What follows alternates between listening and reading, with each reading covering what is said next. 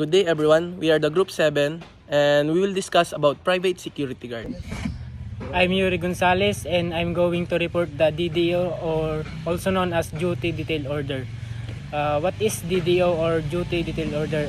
Is a written order or schedule issued by a superior officer, usually private security agency or branch manager or operations officer, assigning the performance of private security or detective services duties. DDO for the purposes of post duties not requiring transport of firearms outside of the physical compound or property of a client or client establishment shall be issued for not more than a 30 days duration. Ang isang written order or schedule mula sa superior officer tulad ng branch manager ng private security agency o separation officer ay ginagamit para mag-assign ng security or detective duties kung ang duty ay nasa labas ng property ng kliyente at hindi nangangailangan ng transport or armas, na dapat limitado ito sa maximum na 30 days ang bisa ng order. Good day, ma'am. I'm the second reporter, Clancy Soriano. My topics is about 11 General Order. 1 is to take charge my post and all company report properties in view and protection. Reserve the same without some diligence. Sabi dito, kailangan ng protektan yung mga nasasakupan na isang lugar or area. Second is to walk my post in a military manner, keeping always on the alert and observing everything that takes place within sight or hearing. Sabi din dito, maging alerto or handa sa anumang mangyari sa paligid. Third is to report all violation of order I am instructed to enforce. 4 is kailangan sagutin lahat ng tawag mula sa post kung saan ako naka-station. 5 is to quit my post only when properly relieved. Pwede lamang umalis sa pwesto na binabantayan kung yung area na binigay sa'yo is secured na. Number 6, to receive, obey, and pass unto the relieving guard all order from the company officer of official, supervisor, post in charge, and or shift leader. Sabi dito, tanggapin at sundin lahat ng pinag-uutos ng nakakataas na opisyal. 7 is to talk to no one except in line of duty. Huwag makipag-usap kanino man maliban sa linya ng tungkulin mo. 8 is to sound or call the alarm in case of fire or disorder. Sabi dito, magbigay alam sa area ng nasasakupan mo kung may gulo or sunog man ang nangyayari. 9 is to call my superior officer in case not covered by instruction. Ipagbigay alam sa nakakataas na opisyal o superior sa anumang kaso na hindi parte ng iyong trabaho. 10 is to salute all company official, supervisor in the agency, ranking public official, all officer of the PNP, and all commission officer of the AFP. Magbigay galang sa pamamagitan ng pagsaludo kung nakakasalubong yung mga official or supervisor. 11. To be special watchful at night and during the time of challenging to challenge all person on or near my post and to allow no one to pass or loiter without proper authority. Sabi dito, maging mahigpit at mapagmasid lalo na sa gabi upang walang mangyaring krimen or gulo sa lugar na binabantayan. Number 9. Act quickly in situation affecting the security of installation and personnel to fire accidents, internal disorder, attempts to commit crime. Kumikilos ng mabilis sa mga sitwasyong nakakapekto sa seguridad tulad ng sunog, kaguluhan o pagtatangka ng krimen. Pang-10. Control and regulate vehicle and personal traffic within the compound as well as parking of vehicle. Sabi naman po dito, kinokontrol ang daloy ng trapiko ng mga sasakyan at tao sa loob ng compound pati na rin ang pagpaparada ng mga sasakyan. And the last one po is other duties that is necessary in the security guard function. Gumagawa ng iba pang mga gawain ng bahagi ng responsibilidad ng isang security guard.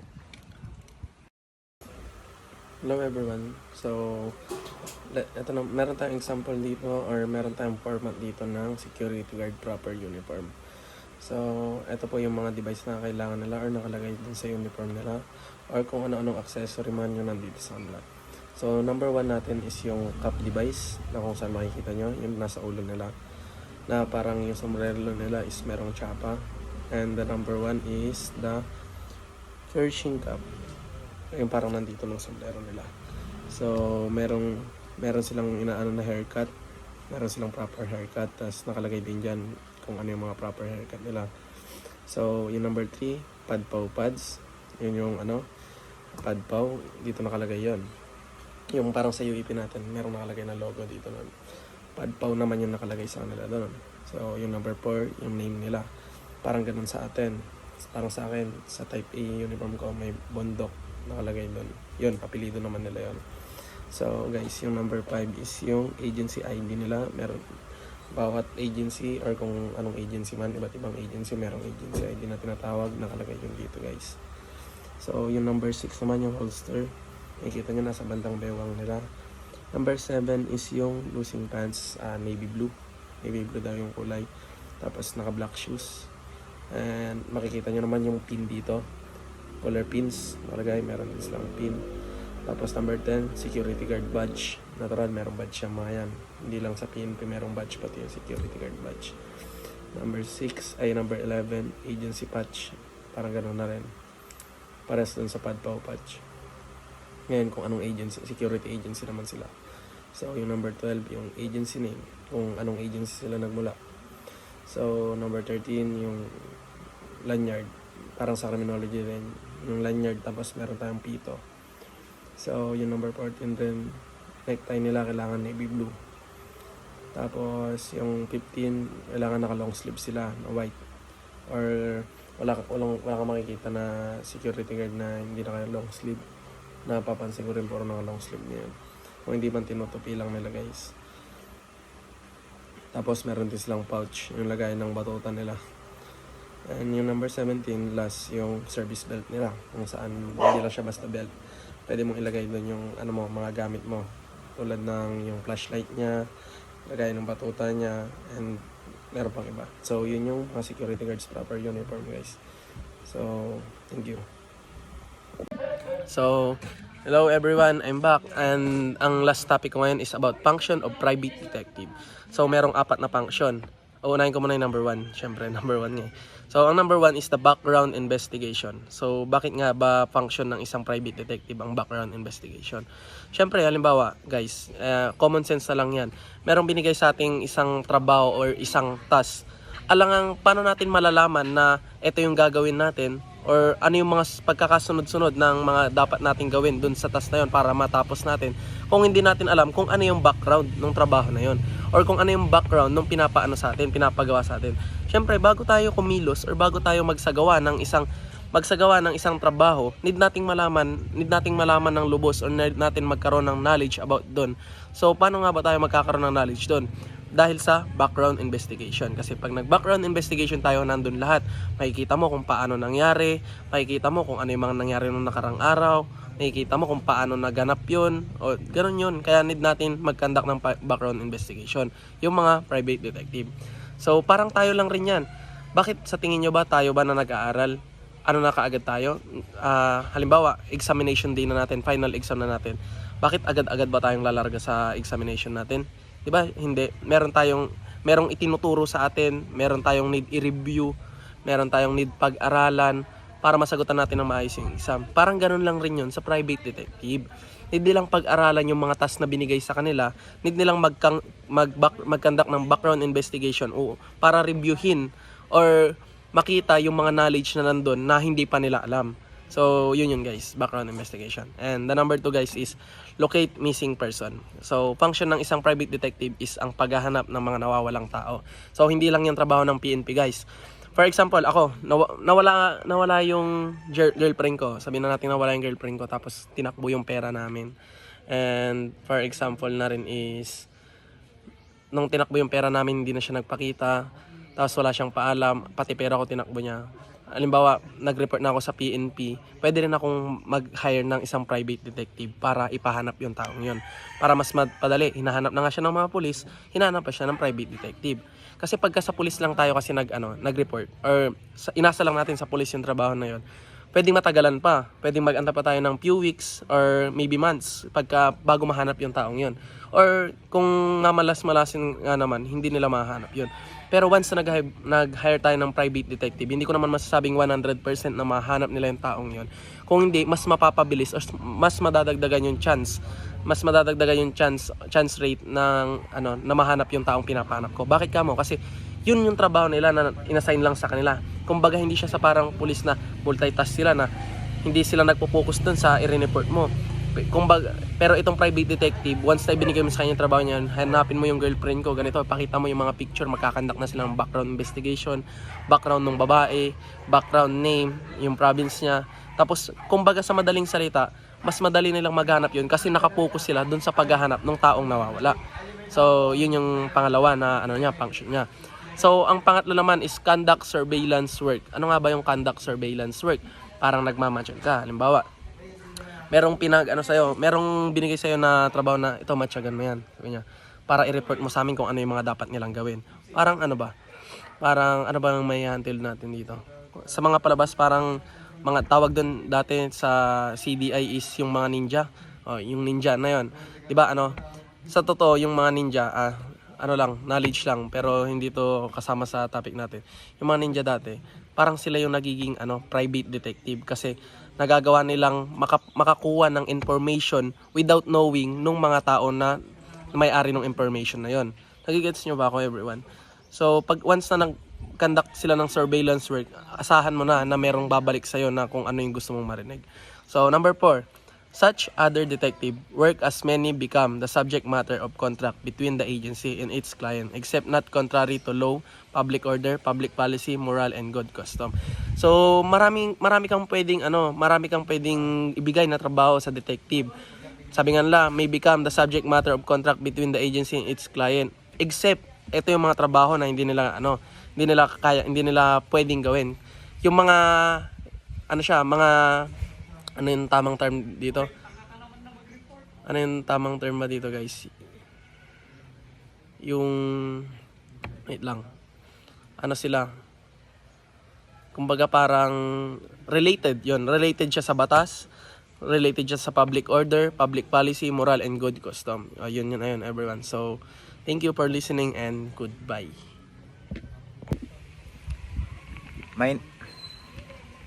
My name is Julrex Mark Dumawan and I will report the power and duties of security guards. Number 1, territorial power.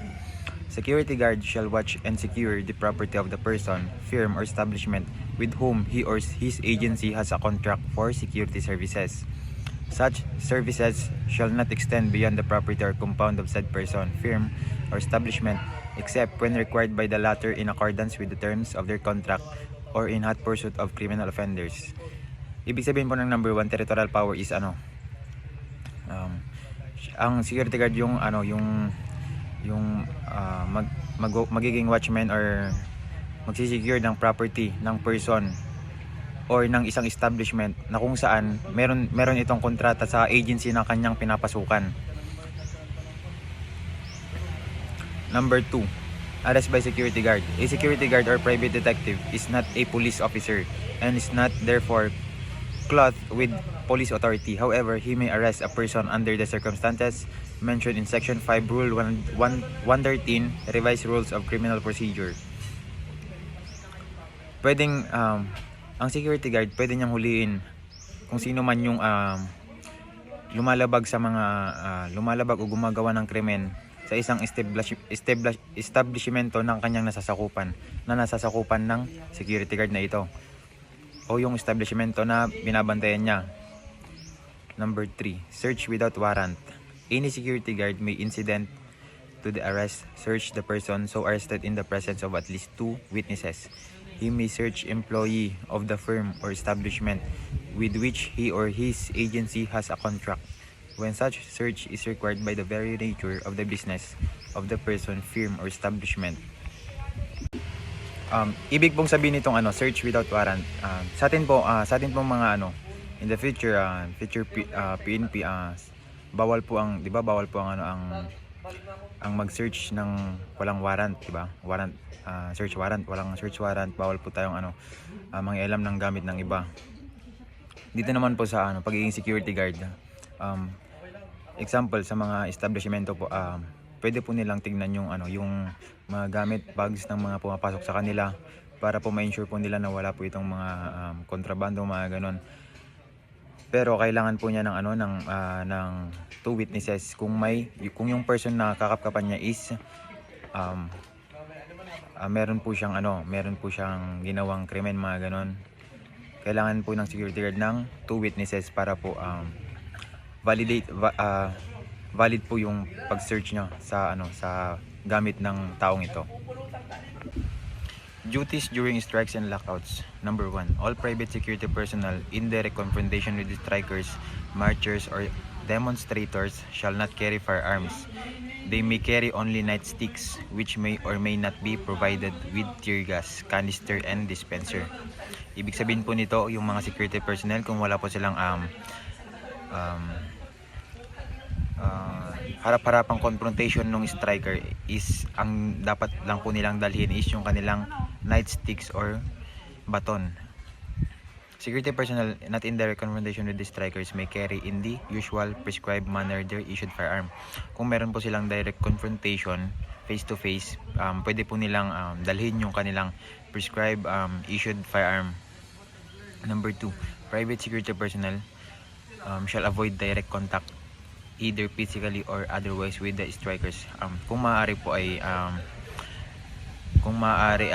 kanilang iwasan po nila yung magkaroon po sila ng direct contact sa mga strikers. Number 3, they shall stay only within the perimeter of the installation which they are protecting at all times.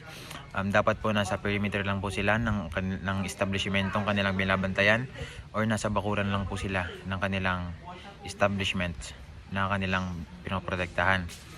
In protecting and securing the assets and persons of their clients, shall only use sufficient and reasonable force necessary to overcome the risk or danger posed by strikers or hostile crowds. Ibig sabihin po nitong number 4, dapat ang force lang po na gagamitin nila is yung kaangkop-angkop sa galaw ng mga strikers. Kung hindi naman po gumagawa ng example, hindi naman po pumapatay yung mga strikers, dapat hindi rin po nila patayin yung mga strikers, kundi pulihin lang po nila yung strikers kung gagawa po sila ng anumang krimen. Number 5, they shall refrain from abetting or assisting acts of management leading to physical clash or forces between labor and management. Number 6, they must at all times be in complete uniform with their names and agencies' name shown on their shirts above the breast pockets. Is power of municipal and city mayor in case of emergency. So guys, explain ko muna sa inyo, babasahin ko muna bago ko explain. In case of emergency or in times of disaster or calamity, when the service of any security agency, entity, and his personnel are needed, the city or municipal mayor may muster or incorporate the members of the agency or agencies nearest the area such as disaster or calamity to help in maintain of peace and order. So ano nga bang ibig sabihin ng binasa ko na yon? So in times ng calamity, or halimbawa for example merong mga bagyo at need ng ating municipal or ng ating community ang tulong ng isang security agency or mga security guards, pwede silang tumulong or pwedeng hingin, mayroong kapangyarihan ang municipal mayor para magsabi dun sa security agency na need nila ng tulong upang isagawa ang mga, for example, maintenance of peace. Ano nga ba yung maintenance of peace? Para halimbawa mayroong nagbibigay ng relief goods kasi nga mayroong kakatapos lang ng bagyo. Ngayon pwedeng humingi yung mayor natin ng tulong doon sa mga security agency para tumulong silang mag-distribute ng mga in-kind goods or ng mga tulong para at the same time masisecure pa rin natin yung peace na hindi sila magkakagulo. Okay? So the next one is prevention of crime. Prevention of crime, sa tingin naman natin, kaya naman ng mga pulis yun, di ba? Kaya ng PNP yun. Pero, pagka meron ng calamity, syempre magulo na yun. Magulo na yung lugar natin. Magulo na yung lugar natin. Hindi na kaya ng PNP lamang na magpatupad lamang nung peace and order. So, need ng tumulong ng mga security agency. Kaya meron kapangyarihan yung municipal mayor natin upang hingin yun sa kanila. Okay? Or apprehension of violators of laws and ordinance and in the protection of lives and property. So, in protection of life and properties, parang napapansin nyo, di ba? Protection in life and property, parang yun yung pinaka trabaho ng mga PNP natin, di ba? Yung protektahan yung mga mamamayan. Pero tulad nga ng kanina ko pa sinasabi, once na nagkaroon ng disaster or calamity, hindi na lahat yan kayang gampanan ng mga pulis. Kasi, for example, isipin nyo, bumagyo ng napakalakas, bumaha. Bakit sa tingin nyo, pag PNP lang yung tutulong, kaya nilang matulungan lahat ng mga nasalanta ng bagyo? Hindi, di ba? Kaya doon napapasok yung mayor natin na lalapit na siya sa isang security agency or doon sa pinaka-head ng security agency na yon upang humingi na ng tulong. Okay? So, they shall receive direct orders from the chief of police of the city or municipal for the duration of emergency disaster calamity. So, tulad nga ng sabi ko, they shall receive direct orders. San sila mag-aano ng direct orders? Chief of police, kasi hindi naman basta-basta tutulong na lang sila nang walang pahintulot doon sa ano. Bago sila tumulong, need muna nilang i-conduct or need na muna nilang makipag-cooperate doon sa chief of police nung municipal na yon, di ba? Para makatulong sila ng maayos na hindi na sila sisitahin na bakit ganyan, bakit kayo bigla-biglang tumutulong, bakit kayo bigla-biglang nagkakandak ng mga ganyang activity, di ba? So meron na silang kumbaga nagpaalam na sila na tutulong sila dun sa calamity na yun. Okay? Supervision of the PNP. In case of emergency or in times of disaster or calamities, the Chief PNP may deputize any security guard to assist the PNP in the performance of police duties for the duration of such emergency, disaster, or calamity. Licensed guard who are actually assigned to clients with DDO shall be deputized by the Chief PNP and clothed with the authority to enforce laws, rules, and regulations within his area of responsibility. Supervision of the PNP, sa panahon ng emergency, sakuna, or kalamidad, ang chief ng PNP ay may kapangyarihan mag-atas sa mga lisensyadong security guard na tumulong sa mga tungkulin ng pulisya habang tumatagal ang sitwasyon. Ang mga security guard na may duty detail order at akwal na nakasign sa mga kanilang kliyente ay maaaring bigyan ng otoridad ng chief PNP upang ipatupad ang batas, mga patakaran at regulasyon sa kanilang lugar at responsibilidad. Sa madaling salita, ginagawa ito para mas mapalawak ang kakayahan ng PNP na mabigyan ng seguridad at kaayusan kapag may matinding pangangailangan.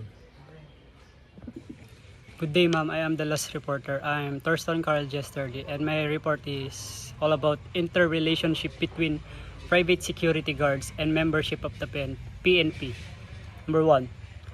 Private security personnel are always subordinate to members of the PNP on matter pertaining to law enforcement and crime prevention. They cannot enforce any provision of the law except in executing citizens' arrest and or conducting initial investigation of a commission of a crime. In such case, any arrested person shall be turned over immediately to the nearest PNP unit station. So it means ang mga private security personnel ay laging nasa ilalim ng otoridad ng PNP pagdating sa pagpapatupad ng mga batas at pag-iwas sa krimen. Hindi sila maaring magpatupad ng anumang batas maliban kung gagawa ng citizen's arrest o magsasagawa ng initial investigation sa nangyaring krimen. So kapag may inarestong tao, kailangan ang agad itong i-turn over o bigyan o ibigay sa pinakamalapit na PNP station o unit. Next, number 2. Criminal investigation is the responsibility of the PNP. All results of initial investigation conducted by the private security personnel and all evidence gathered by them shall be turned over to the PNP unit station, concerned as a matter of course without delay. Sa number 2, ibig sabihin, ang criminal investigation ay responsibilidad ng PNP or Philippine National Police.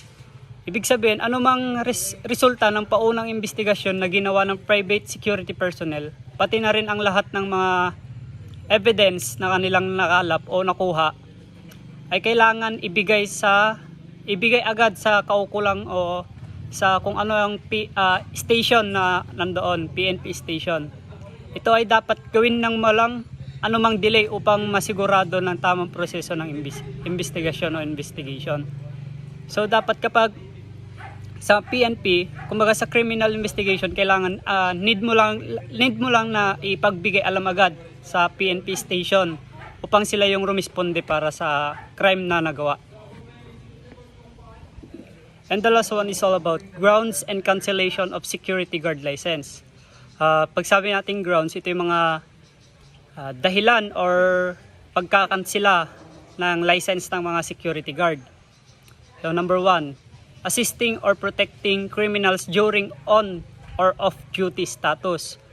So pag ito, sa pagtulong o pagprotekta ng mga kriminal o kahit dapat yung sa mga pagsasangkot sa krimen, ikaw ay mawawalan din ng makakancel din yung security guard license mo. Number 2, providing confidential information to an unauthorized person. So it means pagbibigay ng information. So ang pagbibigay ng information hindi dapat ipahayag o hindi dapat sabihin sa mga otoridad o mga hindi kinikilalang tao.